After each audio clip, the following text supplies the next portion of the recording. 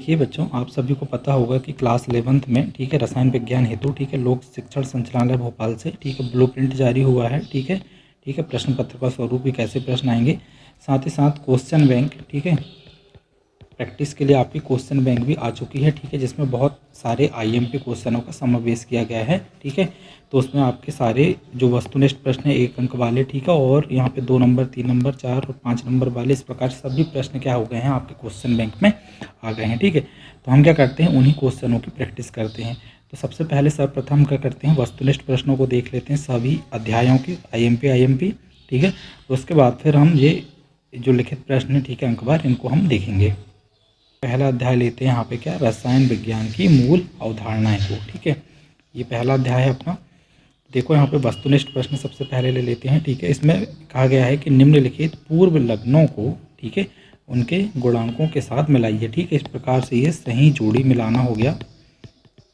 ठीक है, तो देखो इसमें जो माइक्रो है ठीक है, माइक्रो को इस प्रकार म्यू निशान से दर्शाते हैं और इसका मान होता है 10⁻⁻⁶। ठीक है, फिर इसके बाद यहाँ पे डेमा नहीं है, ये डेका है। ठीक है, डेका बराबर होता है 10⁻1 या फिर होता है 10। ठीक है, 10⁻1 भी 10 ही होता है।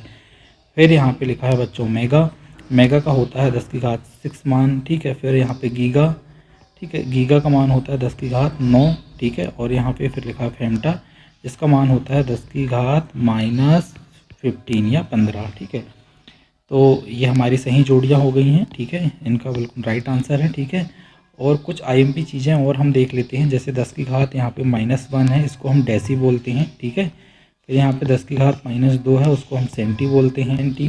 10 -3 इसको बोलते हैं मिली। ठीक है, 10 -9 को बोलते हैं नैनो, और 10 2 को बोलते हैं अपन हेक्टो। ठीक है, ये कुछ मान और आपको मेमोराइज कर लेना है, याद कर लेना है। अब बच्चों क्वेश्चन नंबर 2 देख लेते हैं। इसमें लिखा है कि निम्नलिखित मात्रकों को मूल राशि के साथ मिलाइए। ठीक है, इनकी मूल राशियों के साथ मिलाना है। ठीक है, जैसे कि यहाँ पे जो मीटर दिया है इसको m से दर्शाते हैं, और यहाँ पे इसकी मूल राशि जो हो जाएगी बच्चों वो हो जाएगी लंबाई। क्या हो जाएगी, लंबाई। ठीक है, फिर इसी प्रकार किलोग्राम दिया है, किलोग्राम की जो मूल राशि है वो हो जाएगी क्या बच्चों, द्रव्यमान। क्या हो जाएगी, द्रव्यमान। ठीक है, फिर यहाँ पे जो सेकंड है, सेकंड के लिए हम क्या किसको दर्शाएंगे, समय को। ठीक है, एम्पियर, एम्पियर के लिए हम यहाँ पे देख लेते हैं क्या हो जाएगी, विद्युत धारा। ठीक है, इसी प्रकार बच्चों जो केल्विन है, ठीक है केल्विन की जो मूल राशि है वो हो जाती ताप, क्योंकि ताप मापने की इकाई है ये। ठीक है, फिर कैंडेला, कैंडेला को बोलते हैं अपन ज्योति तीव्रता। क्या बोलते हैं, तीव्रता की इकाई है कैंडेला। ठीक है, फिर इसी प्रकार जो मोल है, मोल जो मूल राशि है ठीक है, ये है पदार्थ की मात्रा के लिए। ठीक है, पदार्थ की मात्रा को किससे मापते हैं बच्चों, अपन मोल से। फिर यहाँ पे बच्चों आ जाता है क्वेश्चन नंबर 3। इसमें लिखा है ठीक है, ये भी कुछ एक मिलान टाइप का है। ठीक है, इसमें अपन मिला लेते हैं कि 1 लीटर विलियन में उपस्थित मोलों की संख्या। ठीक है, क्या दिया, 1 लीटर दिया है और क्या दिया, विलियन। ठीक है, तो इसको बोलते हैं अपन क्या, मोलरता, जिसको दर्शाते हैं अपन कैपिटल M से। फिर यहाँ पे दूसरा दिया है 1000 ग्राम विलायक में उपस्थित ठीक है मोलों की संख्या। क्या दिया है, विलायक, और क्या दिया है, ग्राम में। तो सीधी सी बात है, इसको किससे दर्शाते हैं, मोललता से। इसको दर्शाते हैं अपन स्मॉल m से। ठीक है, क्वेश्चन नंबर 3 कि विलियन में मोलों की संख्या एवं किसी घटक के मोलों की संख्या का अनुपात। ठीक है, अर्थात n बराबर n+n। ठीक है, ये क्या हो जाएगा अपना मोल प्रभाज या मोल अंश। ठीक है, तो क्वेश्चन नंबर 4 आ जाता है। इसमें लिखा है कि विलेय के द्रव्यमान। ठीक है, विलेय के द्रव्यमान एवं विलियन के द्रव्यमान के अनुपात। ठीक है, अर्थात स्मॉल w बटे कैपिटल W इंटू 100। ठीक है, अनुपात को 100 से गुणा करने पर ये क्या बन जाता, प्रतिशतता। क्या बन जाता है, प्रतिशतता। तो ये इनके आंसर हो जाएंगे बच्चों। ये क्वेश्चन बैंक ठीक है लोक शिक्षण संचालनालय भोपाल द्वारा ही प्रस्तुत की गई है, बनाई गई है। ठीक है, तो ये आपके एग्जाम की दृष्टि से बहुत ही ज़्यादा आईएमपी हो जाती है ना। यहाँ पे जो क्वेश्चन नंबर 4 है बच्चों, ये क्या लिखा है, देखो यहाँ पे लिखा है कि परमाणु द्रव्यमान की ठीक है मात्रक इकाई क्या है। ठीक है, तो परमाणु द्रव्यमान की मात्रक इकाई है AMU। ठीक है, इसको बोलते हैं एटॉमिक मास यूनिट। फिर 5 नंबर का क्वेश्चन है। इसमें लिखा है कि 180 ग्राम जल में मोलों की संख्या। ठीक है, तो देखो मोल कैसे निकालते हैं, मोल बराबर होता है n बराबर W। W का मतलब होता है दिया गया भार, और उसके बटे होता है अणु भार, जिसको स्मॉल m से दर्शाते हैं। ठीक है, तो यहाँ पे जो भार दिया गया है हमको वो 180 दिया गया है, और जल का अणु भार होता है 18। जब हम इनको काटेंगे तो वहाँ पे आ जाएगा 10, अर्थात यहाँ पे 10 मोल जो है वो आंसर आपका प्राप्त होगा।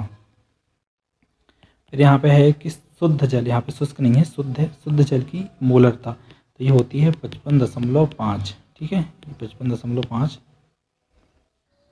अब बच्चों अगला क्वेश्चन इसमें है कि 12 ग्राम कार्बन में परमाणुओं की संख्या, ठीक है। तो देखो परमाणु की संख्या निकालने के लिए एक फॉर्मूला रहता है बच्चों। सबसे पहले तो मैं आंसर बता दूं, इसका सी नंबर का आंसर रहेगा 6.02 × 10⁻23, ठीक है। इसको देखो फॉर्मूला ये रहता है, इसमें रहता है कि ग्राम में द्रव्यमान अर्थात W, ठीक है, इसके बटे अपन अणुभार अर्थात M करते हैं, ठीक है, बटे यहाँ पे हम परमाणु की संख्या जो भी निकालना है उसको x मान लेते हैं और इसके बटे हम 6.22 × 10⁻23 अर्थात ये एवोगैड्रो नंबर, ठीक है। जब हम इनका मान रखेंगे तो देखो यहाँ पे जो ग्राम में द्रव्यमान दिया वो कितना दिया 12, ठीक है। इसके बटे भी हम क्या कर देंगे अणुभार, कार्बन का अणुभार भी कितना होता है 12, ठीक है। इसके बाद यहाँ पे हम इसको x रख लेंगे और फिर यहाँ पे जो एवोगैड्रो नंबर है वो रहेगा, ठीक है।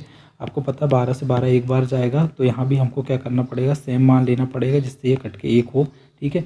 अर्थात यहाँ पे जब इसको सॉल्व करोगे तो इतना प्राप्त आपको हो जाएगा, ठीक है। क्वेश्चन नंबर 8 बच्चों, इसमें लिखा है कि 2 ग्राम हाइड्रोजन, ठीक है, हाइड्रोजन अर्थात H2, ठीक है, का NTV पर आयतन होता है, ठीक है। तो यह जाएगा 22.4 लीटर, ठीक है। आपको पता है कि NTP पर आयतन कैसे निकालते हैं, W बटे यहाँ भी M होता है, बटे होता है यहाँ पे आयतन जो हमको निकालना है और इसके बटे कर देते हैं 22.4, ठीक है। अब यहाँ पे W दिया गया भार है ये 2 है, ठीक है। अणु भार, ठीक है, H2 अणु के लिए कितना हो जाएगा 2 हो जाएगा, ठीक है। और इस प्रकार हम सॉल्व करते हैं तो क्या जाता है यहाँ पे 22.4 लीटर। अब आ जाता है बच्चों क्वेश्चन नंबर 9, इसमें लिखा बेंजीन का अणु सूत्र C6H6 है तो मूलानुपाती सूत्र, ठीक है। तो क्या हो जाएगा यहाँ पे ये 6 से ये 6 कट जाएगा और क्या जाएगा यहाँ पे CH इसका आंसर। अगला क्वेश्चन है बच्चों 10, इसमें लिखा है कि सोने की एक अंगूठी है, ठीक है, जिसका भार इतना दिया हुआ है, ठीक है, तो सार्थक अंक, ठीक है। तो आपको देखो यहाँ पे जो सार्थक अंक है इस प्रकार लिखे होंगे 0025, ठीक है। तो आपको पता है कि दशमलव के बाद जो शून्य रहते हैं उनको सार्थक अंक में नहीं गिनते, अशून्य जो अंक हैं उन्हीं को सार्थक अंक मानते हैं। तो यहाँ पे अशून्य अंक सिर्फ 2 और 5 है, अर्थात यहाँ पे सार्थक अंक की संख्या 2 प्राप्त होगी। अगला क्वेश्चन है बच्चों क्वेश्चन नंबर 11, इसमें लिखा है कि रसायन विज्ञान में कोई एक बहुत छोटी राशि जैसे 10⁻31 एवं बहुत बड़ी राशि, ठीक है, कोई भी बड़ी राशि हो सकती है जैसे 10⁻31 हो, 10 कुछ भी हो, ठीक है, से वैज्ञानिकों को कार्य करना पड़ता है। बहुत छोटी छोटी राशियों से वैज्ञानिक कार्य करते हैं, ठीक है। तो इनको सरल रूप से प्रकाशित करने के लिए हम क्या करते हैं, किसका प्रयोग करते हैं, ठीक है। आंसर है वैज्ञानिक संकेतन, सार्थक अंक, SI मात्रक और बिंब विश्लेषण, ठीक है। तो बच्चों यहाँ पे आएगा वैज्ञानिक संकेतन, ठीक है। इस प्रकार हम लिखते हैं ना 10⁻3, 10⁻4, 10⁻6, ठीक है, ये सभी क्या बच्चों वैज्ञानिक संकेतन है। बच्चों ये एक अंकीय प्रश्न है जिसमें कुछ लिखना पड़ता है हमको, ठीक है। इसमें लिखा है कि किसी निकाय में उपस्थित परमाणुओं, अणुओं एवं अन्य कणों की संख्या को, ठीक है, क्या बोलते हैं, एवोगैड्रो स्थिरांक के रूप में व्यक्त करते हैं। इस संख्या को कहा जाता है, ठीक है, एवोगैड्रो संख्या ही कहते हैं, ठीक है। और इसका मान होता है 6.022 × 10⁻, क्या हो जाता है 23, ये आंसर हो जाएगा आपका। फिर यहाँ पे क्वेश्चन नंबर 2, इसमें लिखा है कि किसी अणु का आणविक द्रव्यमान, ठीक है, ये होता है AMU एटॉमिक मास यूनिट, ठीक है। इसकी डेफिनेशन आप लिख सकते हो कि ग्राम में, ठीक है, प्रदर्शित, ठीक है, वह द्रव्यमान जो संख्यात्मक, ठीक है, रूप में आणविक द्रव्यमान के बराबर होता है, ठीक है, वह ग्राम अणु द्रव्यमान या एटॉमिक मास यूनिट कहलाता है। 3, इसमें लिखा है कि किसी तत्व में एक ही प्रकार के कण होते हैं, ठीक है, तो वो कण जो होते हैं वो परमाणु होते हैं, ठीक है। किसी तत्व में एक ही प्रकार के परमाणु होते हैं, ठीक है, क्योंकि आप पता है यहाँ पे डेफिनेशन है कि तत्व वह शुद्ध पदार्थ है जिसमें एक ही प्रकार के परमाणु पाए जाते हैं। क्वेश्चन नंबर 4 है, यहाँ पे लिखा है कि द्रव्यमान एवं आयतन का अनुपात, ठीक है, द्रव्यमान यहाँ पे ले लेते हैं अपन W और यहाँ पे आयतन बराबर B, ठीक है, का जो अनुपात है वह कहलाता है बच्चों घनत्व। क्या कहलाता है, घनत्व। तो यहाँ पे आंसर क्या जाएगा, घनत्व। क्वेश्चन नंबर 5, मात्रकों की अंतर्राष्ट्रीय पद्धति, ठीक है, SI पद्धति कहलाती है, the international system of unit. Question number 6 का आइडिया बच्चों मुझे नहीं है, आपको यदि पता होगा तो आप कमेंट में ज़रूर लिखें। यहाँ पे क्वेश्चन नंबर 7, यहाँ पे लिखा है कि एक अभिक्रिया दी है A + B2, ठीक है, और ये बना रहा है मिलके AB2, ठीक है। मैं A अभिकारक के कितने मोल हैं, ठीक है, 2.5 मोल हैं और बी के 5 मोल हैं, ठीक है, के साथ अभिक्रिया करता है तो यहाँ पे मोल अभिकर्मक होगा। तो बच्चों ये क्वेश्चन सुधार लेना है, यहाँ पे मोल अभिकर्मक नहीं, ये पूछ रहा है सीमांत अभिकर्मक। यहाँ पे इन दोनों में सीमांत अभिकर्मक क्या होगा, ठीक है। तो आप सभी को पता है यहाँ पे सीमांत अभिकर्मक, देखो यहाँ पे ये अभिक्रिया है A+B2 और ये मिलके क्या बना रहे हैं AB2, ठीक है। ए के यहाँ पे 2.5 मोल हैं, ठीक है, और बी के कितने मोल हैं, 5 मोल हैं, ठीक है। तो यहाँ पे जो कम मात्रा में उपस्थित रहता है उसको बोलते हैं अपन सीमांत अभिकर्मक। तो यहाँ पे सीमांत अभिकर्मक क्या हो जाएगा, ए हो जाएगा। बच्चों क्वेश्चन नंबर 8 है, इसमें लिखा है कि एक राशि दी है, किसको वैज्ञानिक संकलन नहीं, ये संकेतन होगा, ठीक है, वैज्ञानिक संकेतन के रूप में प्रदर्शित करना है, ठीक है। तो वैज्ञानिक संकेतन में प्रदर्शित अपन ए, इसका आंसर क्या जाएगा, ए आ जाएगा, ठीक है। देखो इसमें क्या है कि हम क्या करेंगे, 2.34 लिख देंगे, ठीक है। एक राशि के बाद में दशमलव लगा देते हैं और जितने उसके बाद राशि रहते हैं उसको 10 की घात में लिख देते हैं। तो 1 2 3 4 5 राशि है तो इनको अपन 10 की घात में लिख देंगे, ये आंसर आ जाएगा। अब बच्चों आते हैं 3 अंक वाले प्रश्न, ठीक है। तो इनको अपन अगले वीडियो में विस्तृत में अध्ययन करेंगे इनका, ठीक है। तो अभी हम क्या करते हैं, सिर्फ वस्तुनिष्ठ प्रश्नों को देख लेते हैं। बच्चों यहाँ पे आ जाता है अपना अध्याय 2, ठीक है, अध्याय 2 या परमाणु संरचना, ठीक है। इसका अपन वस्तुनिष्ठ प्रश्न देखते हैं MCQ टाइप। तो इसमें जो पहला क्वेश्चन है ये लिखा है कि किसी तत्व का परमाणु क्रमांक 27 है। तो मेरे हिसाब से ये परमाणु भार होना चाहिए, ठीक है, परमाणु भार 27 है। तो उसके परमाणु में, ठीक है, न्यूट्रॉन की संख्या 14 है, तो इलेक्ट्रॉन की संख्या कितनी होगी, ठीक है। तो यदि परमाणु भार यहाँ पे दिया है 27 तो न्यूट्रॉन की संख्या यहाँ पे दी है 14, तो यहाँ पे इलेक्ट्रॉन की संख्या कितनी हो जाएगी, 13। तो आंसर क्या जाना चाहिए, 13, ठीक है। पर यदि इसी को अपन सही माने यहाँ पे कि ये परमाणु क्रमांक जो दिया है वो 27 ही है, तो परमाणु क्रमांक जो होता है वो होता है प्रोटॉन की संख्या। तो प्रोटॉन की संख्या 27 दी हुई है, इसका मतलब यहाँ पे, ठीक है, क्योंकि परमाणु क्रमांक बराबर क्या होता है, प्रोटॉन की संख्या, और प्रोटॉन की संख्या बराबर ही होती है इलेक्ट्रॉन की संख्या, तो जो कि 27 होती है, ठीक है। तो वो 27 आंसर आना चाहिए, लेकिन ये क्वेश्चन मिसप्रिंट हो सकता है। अगला बच्चों क्वेश्चन नंबर 2, इसमें लिखा है हाइजेनबर्ग के अनिश्चितता सिद्धांत को समझाइए, ठीक है। हाइड्रोजन वर्ग लिखा है, इसको भी आप सुधार लेना, ठीक है। हाइजेनबर्ग का अनिश्चितता सिद्धांत है वो कुछ इस प्रकार होता है, ठीक है, del x into del p और ये बराबर, ठीक है, बराबर से थोड़ा ज़्यादा और यहाँ पे h/4 पाई, ठीक है। तो यहाँ पे ऐसा कोई ऑप्शन नहीं दिया है, ये ऑप्शन ए सही होगा, लेकिन यहाँ पे ये निशान होना चाहिए, ठीक है, जो कि बराबर बन गया धोखे से इनसे, तो ये आंसर आपका हो जाएगा। प्रश्न नंबर 3 है बच्चों, यहाँ पे लिखा है n बराबर 3 के लिए 1 का मान। तो यहाँ पे 1 नहीं, ये l होगा, ठीक है, l का मान होगा, ठीक है। तो n बराबर 3 के लिए जो l के मान है वो होते हैं 0, 1 और 2, ठीक है। तो ये आंसर आपका सही हो जाएगा, ठीक है, क्योंकि यहाँ पे देखो जब n बराबर यहाँ पे 3 हो जाएगा तो l के मान 0, 1, 2 होंगे, अर्थात यहाँ पे तृतीय कोष में s उपकोष, p उपकोष और d उपकोष होंगे, ठीक है। तो इस प्रकार ये रहता है। अगला है बच्चों क्वेश्चन नंबर 4, इसमें लिखा है कि f उपकोष में कक्षकों की संख्या होगी, ठीक है। तो आपको पता है यहाँ पे 7 कक्षक होंगे, आपको पता है s में कितने कक्षक होते हैं, 1, ठीक है। p उपकोष में कक्षकों की संख्या 3, d उपकोष में कक्षकों की संख्या होती है 5 और f उपकोष में कक्षकों की संख्या कितनी होती है, 7। अब बच्चों यहाँ पे द्विगंशी क्वांटम संख्या वाले उपकोष में कुल कक्षकों की संख्या कितनी होगी। तो इसका फॉर्मूला रहता है बच्चों 2l+1, ठीक है, ये आंसर आपका सही हो जाएगा। अगला बच्चों क्वेश्चन नंबर 6, इसमें लिखा है कि मुख्य क्वांटम संख्या 3 दी हुई है, ठीक है, इससे संबंधित कक्षकों की कुल संख्या, ठीक है, मतलब n बराबर 3 में कक्षकों की कुल संख्या। तो इसका फॉर्मूला रहता है बच्चों n की घात, मतलब n² बराबर n की घात 2 बराबर, तो n बराबर यहाँ पे 3 दिया है तो 3 की घात 2, अर्थात यहाँ पे आंसर क्या आ जाएगा बच्चों, यहाँ पे 9। अगला क्वेश्चन नंबर 7, इसमें लिखा है कि n बराबर 2 तथा l बराबर 1 दिया है, तो इसके लिए SPDF संकेतन क्या होगा, ठीक है। तो आप सभी को पता है कि, तो बच्चों यहाँ पे n बराबर 2 लिखा है तो हम सबसे पहले तो 2 यहाँ पे लिख देंगे, फिर l बराबर 1 लिखा है, l बराबर 1 मतलब होता है p उपकोष, ठीक है। आपको पता होगा कि यहाँ पे जो संख्या लिखी रहती है 0, 1, 2 और 3, ठीक है। तो इसमें जो 0 बराबर होता है वो होता है s उपकोष, ठीक है, 1 बराबर होता है p उपकोष, ठीक है। दो बराबर होता है टी ऑफ कोस टी का, और 3 बराबर होता है एफ ऑफ कोस, ठीक है। तो यहाँ पे क्या लिखा है, 1 लिखा है, ठीक है। तो 1 लिखे आने के कारण यहाँ पे आंसर क्या जाएगा, 2p।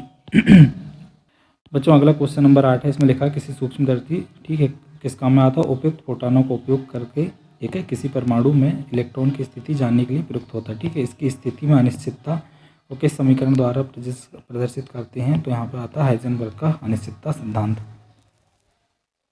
बच्चों यहाँ पे क्वेश्चन नंबर 9, इसमें लिखा है कि हाइड्रोजन परमाणु में, ठीक है, n बराबर 5 अवस्था में से, ठीक है, n बराबर 2 संक्रमण के दौरान, ठीक है, उत्सर्जित फोटोन की आवृत्ति, ठीक है।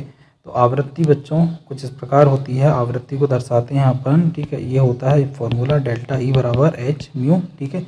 आवृत्ति होती म्यू, ठीक है, जिसको अपन यदि लिखें तो इस प्रकार हो जाता है, ठीक है, डेल ई अपॉन एच, ठीक है। तो इस प्रकार का कोई यहाँ पे ऑप्शन दिया नहीं है, तो हम इसी को बना लेते हैं। ये क्या हो जाएगा, म्यू, ठीक है, बराबर डेल्टा ई अपॉन एच, ठीक है, ये सही हो जाएगा। अगला बच्चों क्वेश्चन नंबर 10, इसमें लिखा है कि गति कर रहे कण का तरंग दैर्घ्य ज्ञात करते हैं, तो यह जाएगा, ठीक है। इसको ज्ञात करते हैं अपन लैम्डा बटे सी बटे, ठीक है, म्यू या आवृत्ति से, ठीक है। तो ये इस प्रकार ये रहेगा। अब बच्चों 3 अंक वाले और 2 अंक वाले जो प्रश्न हैं, इनका आंसर अपन अगले वीडियो में करेंगे, ठीक है। अभी हम सिर्फ वस्तुनिष्ठ प्रश्नों को देख रहे हैं। बच्चों अध्याय 3 यहाँ पे हम देख रहे हैं। इसमें अध्याय का नाम है तत्वों का वर्गीकरण और गुणधर्म में आवर्तिता, ठीक है। तो हम यहाँ पे पहला प्रश्न लेते हैं। पहला प्रश्न लिखा है कि जो तत्व दिए हैं कुछ, इनमें से किसका आयनन विभव कैसा हो जाएगा, सर्वाधिक हो जाएगा। आपको पता है आयनन विभव क्या होता है, कि कोई परमाणु है, किसी परमाणु के बाह्यतम कक्षा से किसी इलेक्ट्रॉन को बाहर निकालना है, ठीक है। तो इस इलेक्ट्रॉन को बाहर निकालने के लिए हमको कुछ ना कुछ ऊर्जा देना पड़ता है, ठीक है, तभी ये इलेक्ट्रॉन बाहर निकलता है। तो ऊर्जा का वह मान जो इस इलेक्ट्रॉन को बाहर निकालने के लिए दिया जाता है, उसको बोलते हैं अपन आयनन विभव, ठीक है। आयनन विभव निर्भर करता है बच्चों परमाणु त्रिज्या पे। तो इन सभी में परमाणु त्रिज्या किसकी छोटी होती है, फ्लोरीन की। तो आंसर क्या आएगा यहाँ पे, एफ। दिया है बच्चों यहाँ पे कि इन तत्वों में कौन सा तत्व सबसे अधिक ऋण विद्युतीय या विद्युत ऋणात्मकता रखता है, ठीक है। तो पूरी आवर्त सारणी में सबसे ज़्यादा विद्युत ऋणात्मकता होती है फ्लोरीन की, 4.0 के समथिंग। अगला है बच्चों प्रश्न नंबर 3, आवर्त सारणी में किसी आवर्त में, ठीक है, परमाणु द्रव्यमान बढ़ने के साथ साथ क्या होता है, ठीक है। तो आपको पता है किसी आवर्त की बात कर रहा है ये, ठीक है। क्या बात कर रहा है, किसी आवर्त की। तो आवर्त मतलब होता है लेफ्ट टू राइट जाना, ठीक है। तो अब लेफ्ट टू राइट जाएंगे तो परमाणु द्रव्यमान तो, ठीक है, ऑब्वियसली बढ़ेगा क्योंकि परमाणु क्रमांक बढ़ता है। लेकिन लेफ्ट टू राइट जाने पर क्या हो जाता है यहाँ पे, ठीक है, ऋण विद्युतीय गुण में वृद्धि होती है, ठीक है। क्यों, देखो सपोज करो कि हम किसी आवर्त में लेफ्ट टू राइट जा रहे हैं। जैसे मान लो हम लिथियम है, फिर लिथियम से गए हम किस में, बेरिलियम है, ठीक है। फिर यहाँ पे बोरॉन में, फिर कार्बन है, फिर नाइट्रोजन है, ऑक्सीजन है, फ्लोरीन है, ठीक है। तो आप खुद देखो हम किसी आवर्त में, ठीक है, लेफ्ट टू राइट जा रहे हैं आवर्त में, ठीक है। तो इनका परमाणु भार बढ़ते जा रहा है। परमाणु भार बढ़ने के साथ साथ इनकी विद्युत ऋणात्मकता या ऋण विद्युतीय गुण कैसे होते जा रहे हैं, बढ़ते जा रहे हैं। ये धन विद्युतीय हैं इधर वाले शुरू वाले, ठीक है, और ये कैसे हैं, ऋण विद्युतीय। तो ये ऑप्शन बी सही रहेगा। फिर है बच्चों क्वेश्चन नंबर 4, इसमें लिखा है कि निम्न में से किसकी आयनिक त्रिज्या सबसे अधिक है, ठीक है। तो आयनिक त्रिज्या बच्चों, ठीक है, ये हो जाएगी यहाँ पे पहला ऑप्शन K+ की, ठीक है, क्योंकि इसका परमाणु क्रमांक बहुत ज़्यादा है, ठीक है। ये सभी एक ही आवर्त के हैं, ठीक है, ये द्वितीय आवर्त के हैं, और ये पोटेशियम 4th आवर्त का। अगला बच्चों क्वेश्चन नंबर 5 दिया है कि निम्नलिखित इलेक्ट्रॉनिक संरचनाओं में से, ठीक है, ये इलेक्ट्रॉनिक संरचना दी है, किसी निष्क्रिय गैस के अंतिम कक्षा की इलेक्ट्रॉनिक संरचना, ठीक है, कौन सी है, ठीक है। तो निष्क्रिय गैस कैसी होती हैं, फुलफिल होती हैं, ठीक है, अर्थात S भी फुल रहता है, P भी फुल रहेगा। तो ये हो जाएगा S2P6। अगला बच्चों यहाँ पे क्वेश्चन है 6वां, इसमें लिखा है कि निम्नलिखित में से किसका आकार सबसे छोटा है, ठीक है। तो इस क्वेश्चन में भी थोड़ी सी मिसप्रिंट है यहाँ पे। ये एल्यूमिनियम है, ये एल्यूमिनियम का +1 है, ये एल्यूमिनियम का +2 है, और ये एल्यूमिनियम का +3 है, ठीक है। तो किसका आकार छोटा होगा, आपको पता है कि धनायन बढ़ने से आकार कैसा होता है, छोटा होता है। तो यहाँ पे डी ऑप्शन आ जाएगा, ठीक है।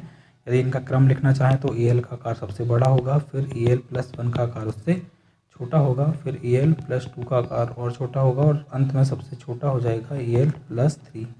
ये आंसर रहेगा अपना। अब बच्चों आ जाते हैं क्वेश्चन नंबर 7 में, लिखा है निम्न में से कौन सा प्रबल अपचायक है, ठीक है। तो जो प्रबल अपचायक है बच्चों, ये सीधा सीधा डिपेंड करता है लॉस ऑफ इलेक्ट्रॉन से। जो जितने जल्दी इलेक्ट्रॉन त्याग देगा वो प्रबल अपचायक का गुण यहाँ पे दर्शाएगा, ठीक है। तो I माइनस का आकार सबसे बड़ा है, आकार बड़ा होने के कारण ये आसानी से इलेक्ट्रॉन त्याग देगा, तो ये आंसर अपना सही रहेगा। बच्चों क्वेश्चन नंबर 8 है, इसमें से लिखा है कि निम्नलिखित में से किसका आयनन विभव सर्वोच्च होगा। तो आयनन विभव भी डिपेंड करता है, देखो ये सभी क्या है हमारे वर्ग द्वितीय वर्ग के तत्व हैं, द्वितीय समूह के, ठीक है, ये चारों। तो यहाँ पे देखो ऊपर से नीचे जाने पर क्या होता है, आकार बढ़ते जाता है, और आयनन विभव का मान कैसे होते जाता है, कम होते जाता है। अर्थात मैग्नीशियम का आयनन विभव थोड़ा सबसे ज़्यादा होगा, ठीक है, बाकियों का उससे कम होगा। बात आ जाती है बच्चों क्वेश्चन नंबर 9 की, ठीक है। इसमें लिखा है कि एक तत्व जिसका परमाणु क्रमांक 20 है, ठीक है, ठीक है, ये आवर्त सारणी के किस समूह में रखा जाएगा। तो सीधी सी बात है, ठीक है, 20 परमाणु क्रमांक होता है कैल्शियम का, और ये रहता है द्वितीय समूह में। नंबर 10 के तत्वों का आयनन विभव, ठीक है, आवर्त सारणी के वर्ग में, ठीक है, क्या होता है, मतलब जो आयनन विभव का मान है ये आवर्त सारणी के वर्ग का मतलब होता है ऊपर से नीचे जाना, ठीक है, क्या होगा, ठीक है, ऊपर से नीचे जाने पर क्या होता है बच्चों, आपको पता है त्रिज्या बढ़ते जाती है, और त्रिज्या बढ़ने से आयनन विभव का मान कैसे हो जाता है, कम होते जाता है। क्यों? क्योंकि इलेक्ट्रॉन को निकालने के लिए कम ऊर्जा की आवश्यकता पड़ती है, ठीक है। तो परमाणु आकार बढ़ने से क्या होता है, ये घटते जाता है आयनन विभव, ठीक है। त्रिज्या का व्युत्क्रमानुपाती होती है आयनन विभव। इस प्रकार बच्चों अपन ने प्रथम अध्याय, द्वितीय अध्याय एवं तृतीय अध्याय यहाँ पे कंप्लीट कर लिए हैं, ठीक है। अब बाकी के जो अध्याय के वस्तुनिष्ठ प्रश्न हैं वो भी हम अगले वीडियो में कवर कर लेंगे।